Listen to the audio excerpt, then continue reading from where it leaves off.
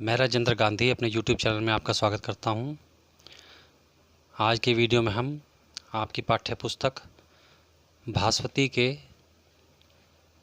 दूसरे पाठ के अभ्यास पर चर्चा करने वाले हैं।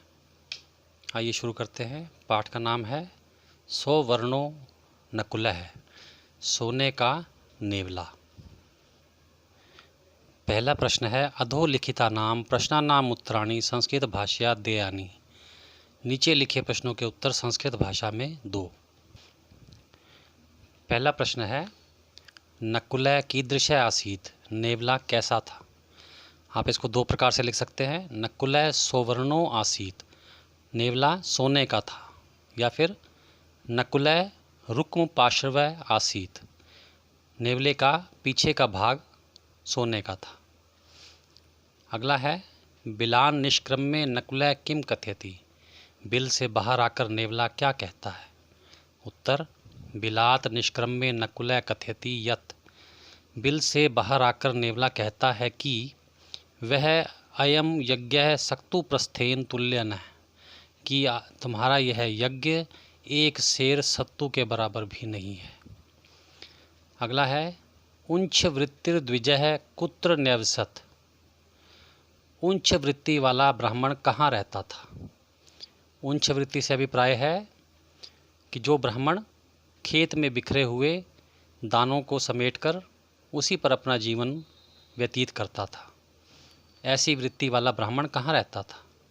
उत्तर उंच वृत्तिर्द्विजः कुरुक्षेत्रे न्यवसत्, उंच वृत्ति वाला ब्राह्मण कुरुक्षेत्र में रहता था। अगला है कपोत धर्मी द्विजः द्रव्यहीन कथम अभवत्, कपोत धर्मी ब्राह्मण निर्धन कैसे हो गया। कपोत धर्मी का अर्थ होता है कि जो व्यक्ति कबूतर के समान इधर उधर से दाना चुगकर अपना जीवन व्यतीत करता है, ऐसे व्यक्ति को कपोत धर्मी कहते हैं। तो कपोत धर्मी ब्राह्मण निर्धन कैसे हो गया। उत्तर कपोत धर्मी द्विजः दुर्भिक्षेण द्रव्यहीन अभवत्, कपोत धर्मी ब्राह्मण अकाल के कारण निर्धन हो गया। अगला यदा तस्य द्विजस्य परिवारः सक्तून भोक्तुम प्रवृत्तः तदा तत्र क्या आगतः, जब उस ब्राह्मण का परिवार सत्तुओं को खाने के लिए तैयार हुआ तो वहाँ कौन आ गया। उत्तर यदा तस्य द्विजस्य परिवारः सक्तून भोक्तुम प्रवृत्तः, जब उस ब्राह्मण का परिवार सत्तुओं को खाने के लिए तैयार हुआ, तदा तत्र कश्चित् द्विजः आगतः, तब वहाँ कोई ब्राह्मण आ गया।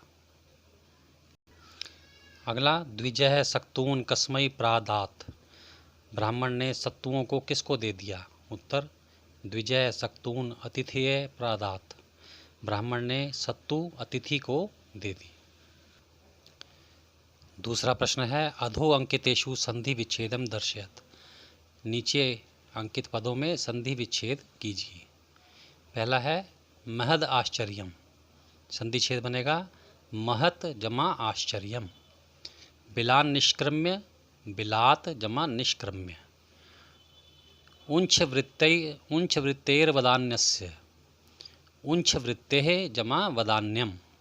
भुङ्क्तेनस्मिन्, भुङ्क्ते जमा अन्यस्मिन्। दानलवैश्च, दानलवै जमा च। अगला क्षीणौ औषधि समवायः, क्षीण जमा औषधि समवायः। तीसरा प्रश्न है अधो न्यस्तेषु संधिम कुरुत, नीचे लिखे पदों में संधि करो। पहला तस्य जमा आहारः तस्य आहारः।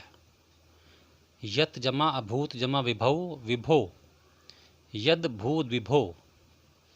उंच वृत्ति जमा द्विजः, उंच वृत्तिर्द्विजः। नियत जमा इंद्रिय, नियतेन्द्रियः। तत् जमा अहम, ततोहम। न्याय जमा उपात्तेन, न्यायोपात्तेन।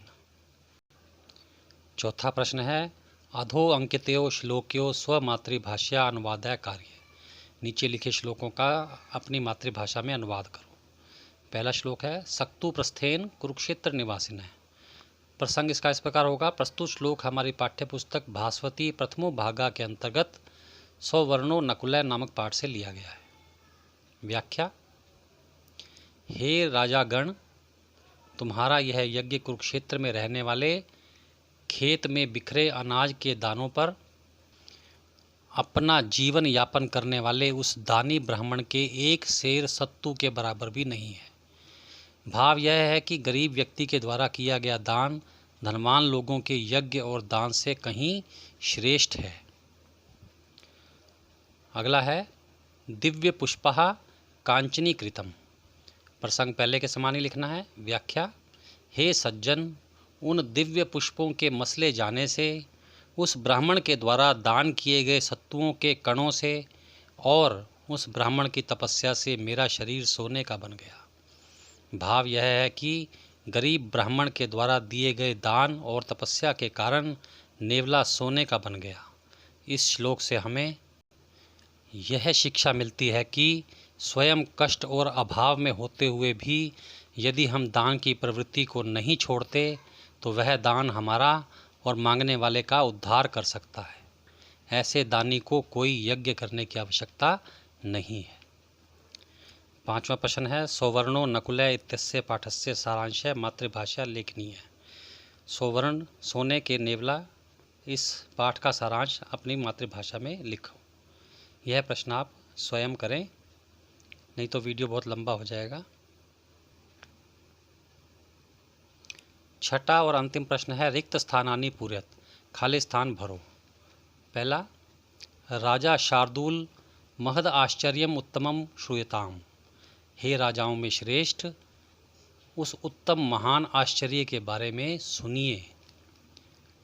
अगला, अयम वै यज्ञ सक्तु प्रस्थेन नास्ति। आपका यह यज्ञ एक सेर सत्तू के समान भी नहीं है। तो यहाँ हम भरेंगे सक्तु प्रस्थेन, एक सेर सत्तू के समान।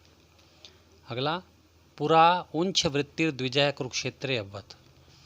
पुराने ज़माने में उंछ वृत्ति का ब्राह्मण कुरुक्षेत्र में हुआ या कुरुक्षेत्र में रहता था।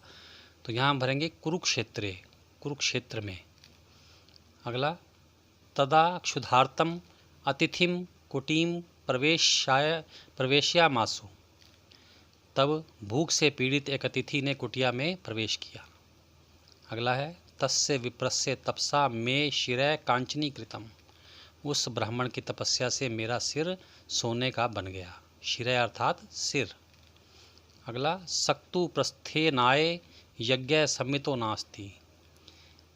आपका यह यज्ञ एक सेर सत्तू के समान भी नहीं है। तो यहाँ हम भरेंगे यज्ञ है अर्थात यज्ञ। प्रिय विद्यार्थियों, इसी के साथ आज का वीडियो समाप्त होता है। अगर आपने इस चैनल को सब्सक्राइब नहीं किया तो कर लें। धन्यवाद। आप सबका कल्याण हो।